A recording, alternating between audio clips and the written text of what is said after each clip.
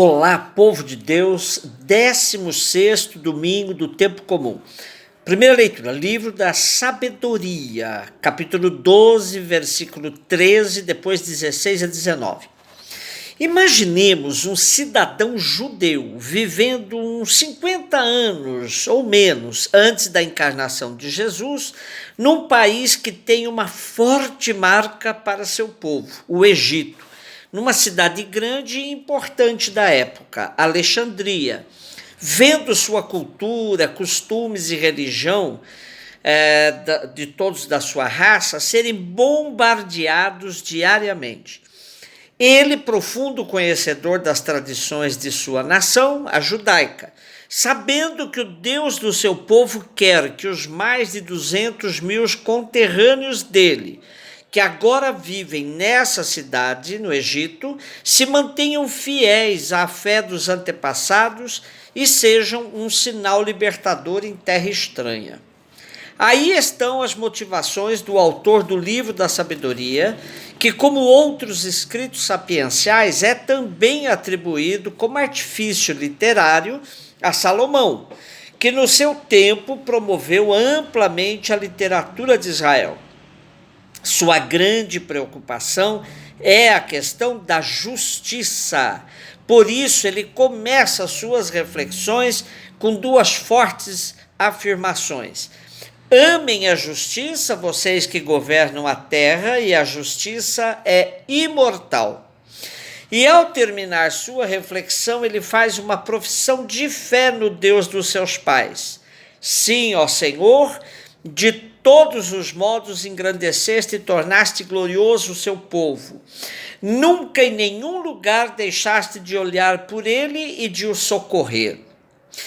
Nosso texto de hoje afirma: o vosso poder é o princípio da justiça, sois indulgente com todos, mas aos prepotentes mostrais vossa força, julgais com bondade e agindo deste modo, ensinastes ao vosso povo que o justo deve ser humano, e aos vossos filhos destes a esperança feliz de que após o pecado dais lugar ao arrependimento. Com estas palavras, o autor da sabedoria se dirigia aos seus compatriotas judeus, mergulhados no paganismo, na idolatria, na imoralidade, convida-os a redescobrirem a fé dos pais e os valores judaicos. Suas palavras também se dirigiam aos pagãos, convida-os a constatar o absurdo da idolatria e a aderir a Javé, o verdadeiro e único Deus. Assim, a mensagem da salvação ganha contornos de universalidade. Todos os justos podem se aproximar de Deus e dele receber a proteção para a sua vida. Segunda leitura, Romanos 8, de 26 e 27, 2 versículos pequenos. Continuamos a leitura do magnífico capítulo 8 da carta de Paulo aos Romanos. Verdadeiramente, esse capítulo pode ser chamado de tratado sobre o Espírito Santo. Vejamos a beleza do texto de hoje. Irmãos, o Espírito Santo vem em socorro da nossa fraqueza, porque não sabemos que pedir nas nossas orações, mas o próprio Espírito intercede por nós com gemidos inefáveis. E aquele que vê no íntimo dos corações conhece as aspirações do Espírito, sabe que ele intercede pelos santos em conformidade com Deus. Basta para nós decidir viver segundo o Espírito, que é uma decisão com dimensões cósmicas, pois ajudará a vencer os desequilíbrios e desarmonias que destroem a criação de Deus. Uma figura bonita do Espírito é o da bailarina, que com destreza e leveza segue uma melodia, enchendo o nosso coração de paz e consolação.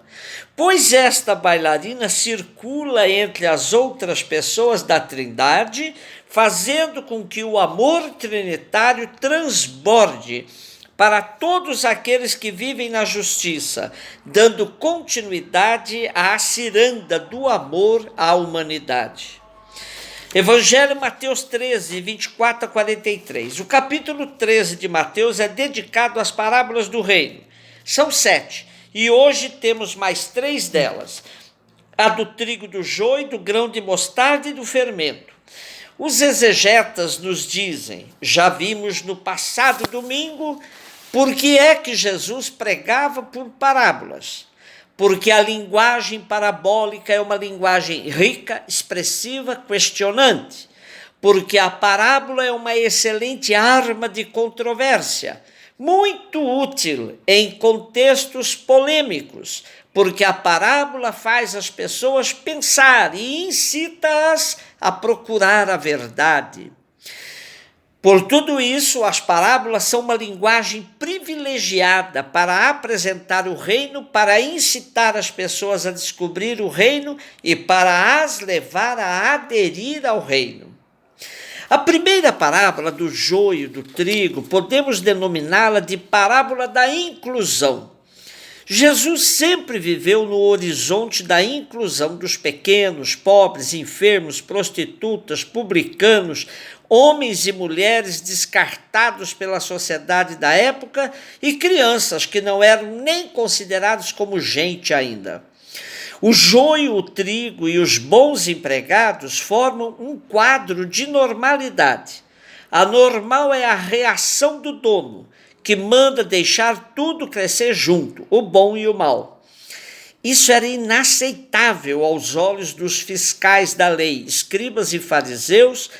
Tal comportamento de Jesus era inaceitável, pois a lógica deles era da exclusão. Classificavam tudo e todos e excluíam os que não andavam dentro da caixinha deles.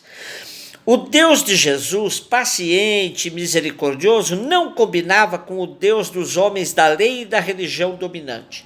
Por isso, nesse sentido, para eles, Jesus era um homem fora da lei. Quando Jesus explica a parábola aos discípulos, o sentido da parábola ganha outra dimensão. A parábola se transforma em alegoria e foca no julgamento final. Possivelmente a parábola é do tempo de Jesus e a alegoria do tempo da comunidade, depois dos anos 80. A preocupação da comunidade era com a convivência daqueles que autenticamente tinham assumido o segmento de Jesus com aqueles que já não aparentavam tal autenticidade.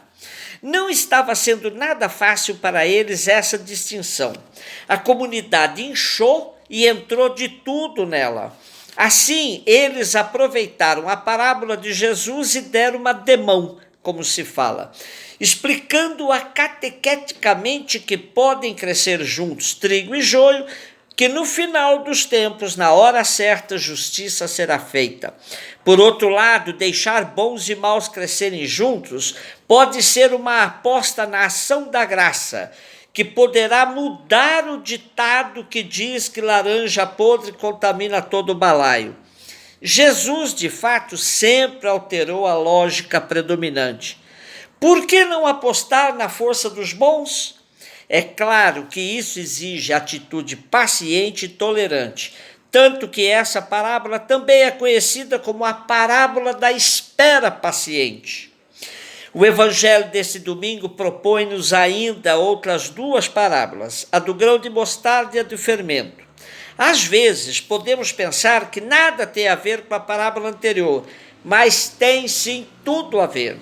Elas revelam o dinamismo do reino que aposta no miúdo, no pequeno, no insignificante.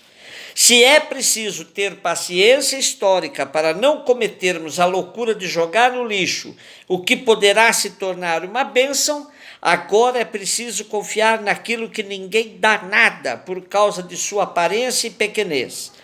A sementinha da mostarda e o fermento são o próprio filho do carpinteiro, que era desprezado por vir de Nazaré, de onde não se esperava nada que valesse a pena. Isso dava uma força imensa para a comunidade apertada por todos os lados pela religião dominante e pelas forças do império. O evangelho deste domingo garante-nos, antes de mais, que o reino é uma realidade irreversível, que está em processo de crescimento no mundo. Como era difícil para as primeiras comunidades, o é também para nós, percebermos os sinais do reino em meio a tantas injustiças que vivemos. A sensação que temos é de fracasso, pois os espertos deste mundo compram o judiciário, fazem aliança entre eles, massacrando os pobres, vivem folgadamente e zombando dos justos e éticos. Mas nossa fé no Deus da história nos empurra para o lado dos fracos e pequenos, pois aí se sente mais de perto o reino. Aprendamos a ter a paciência histórica com a parábola do trigo e do joio, desenvolvendo políticas de inclusão. E aprendamos a confiar nos pequenos, que a exemplo do grão de mostarda e do fermento, no princípio são insignificantes, mas desenvolvem um processo fantástico. E isso só conseguimos com sabedoria e docilidade ao Espírito.